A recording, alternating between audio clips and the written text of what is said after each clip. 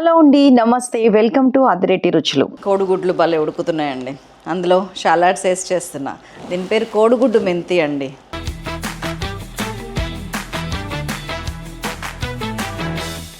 So first మెంతికి ఏం కావాలో సపరేట్గా ఇంగ్రీడియంట్స్ చెప్తాను. కోడిగుడ్డు మెంతికి ఏం కావాలో సపరేట్గా చెప్తాను. మెంతికేమో మినపప్పు, శనగపప్పు, పెసరపప్పు, కందిపప్పు, ఆవాలు, మెంతులు, కరివేపాకు, ఎండుమిర్చి, 8 ఇంగ్రీడియంట్స్ మెంతికి కావాలి. కోడిగుడ్డుకేమో ఉల్లిపాయలు, కోడిగుడ్లు, మెంతి కూర, కరివేపాకు, కొత్తిమీర, ఉప్పు, పసుపు, కారం, పచ్చిమిర్చి, చింతపండు, ఆయిల్. దట్స్ ఆల్ అండి. ఫస్ట్ మనం మెంతి అనే పౌడర్ రెడీ చేసుకుందామండి. ఇది చాలా చాలా బాగుంటుంది. అన్ని పులుసుల్లోకి చేసుకోవచ్చు. జాగ్రత్తగా చూడండి. 1 కప్పు శనగపప్పు, అదే క్వాంటిటీలో అదే కప్పు కందిపప్పు, సేమ్ పెసరపప్పు, అదే కప్పు మినపప్పు. ఈ 4 కొంచెం దోరగా ఫ్రై చేయండి ఫస్ట్. ఇది సగం వేగింది అని అనుకున్న తర్వాత ఇప్పుడు ఒక 5-6 ఎండుమిరపకాయలు, కొద్దిగా కరివేపాకు కూడా వేసి వేగనివ్వండి. తర్వాత ఒక 1/2 కప్పు, మీరు ఏ కప్పులో అయితే శనగపప్పు ఇవన్నీ తీసుకున్నారో దాంట్లో 1/2 కప్పు మెంతులు, 1/2 కప్పు జీలకర్ర వేసి మంచిగా ఫ్రై అవ్వనివ్వండి. మనకి సువాసన వస్తుంటుంది అనమాట. అది ఆర్డర్ వచ్చిన తర్వాత అప్పుడు మీరు తీసి పక్కకు పెట్టుకొని మంచిగా గ్రైండ్ చేసి మెత్తటి పౌడర్ చేసి పెట్టుకోండి.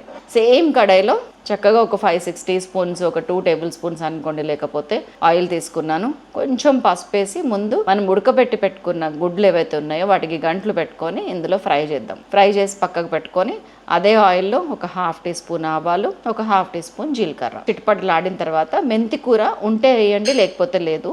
కోడిగుడ్డు మెంతికి ఈ మెంతి కూరకి అస్సలు సంబంధం లేదు. మన ఇంట్లో ఉంది కదా అని వేస్తున్నాను అంతే. ఒక సగం కట్ట మెంతి కూర వేసేసాను. కొద్దిగా కరివేపాకు వేసి పచ్చిమిరపకాయలు కూడా ఒక 5-6 వేసుకొని కొంచెం ఫ్రై చేశాను. ఇది వేగింది అనుకున్న తర్వాత ఇవి షాలాడ్స్ అండి. చిన్న ఉల్లిపాయలు అనమాట. సాంబార్ ఉల్లిపాయ అంటారు, ఇంగ్లీష్లో షాలాడ్స్ అంటారు. చాలా బాగుంటుంది. ఇవి ఉంటే వేసుకోండి, ఒక 150 to 200 గ్రామ్స్. లేవనుకోండి, రెగ్యులర్ ఉల్లిపాయలు అయితే కనుక ఒక బిగ్ సైజ్వి అయితే 2, మీడియం అయితే 4 అట్లా వేసుకోండి. మంచిగా ఒక 2 minutes అంటే 2 minutes ఫ్రై చేయండి, ఎక్కువ ఫ్రై అవ్వక్కర్లేదు. ఇప్పుడు ఒక 1.5 టీ స్పూన్ ఉప్పు వేసేస్తున్నాను, ఒక 2.5 టీ స్పూన్స్ కారం అండ్ 1/2 టీ స్పూన్ పసుపు వేసి కలుపుతున్నాను. కొంచెం ఉల్లిపాయలకి పట్టిస్తున్నాను. ఆ తర్వాత మనం ఫ్రై చేసిన గుడ్లు ఉన్నాయి కదా, అవి కూడా యాడ్ చేసేసాను. అన్నీ కలిసిన తర్వాత చింతపండు అండి, ఇది 25 to 30 గ్రామ్స్ చింతపండు తీసుకోండి. దాన్ని మంచిగా మెత్తగా పుసుకొని ఇట్లా ముందు చిక్కగా పులుసు పిండుకోండి. ఆ తర్వాత మళ్ళీ కొన్ని వాటర్ యాడ్ చేసి ఇదిగోండి ఈ కన్సిస్టెన్సీ కొంచెం వాటరీగా వచ్చేటట్టు పోసుకోండి నీళ్ళు.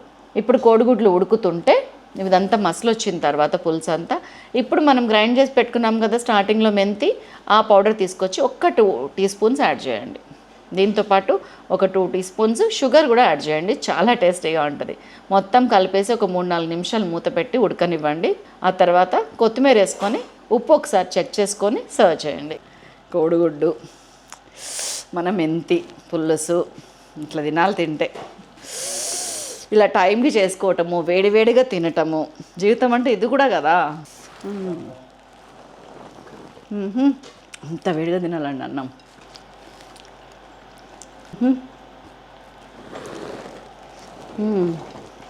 అంత టేస్టీగా ఉంది. ప్లీజ్ చేయండి. మరొక మంచి రెసిపీతో మళ్ళీ కలుస్తాను. ప్రామిస్. Thank you.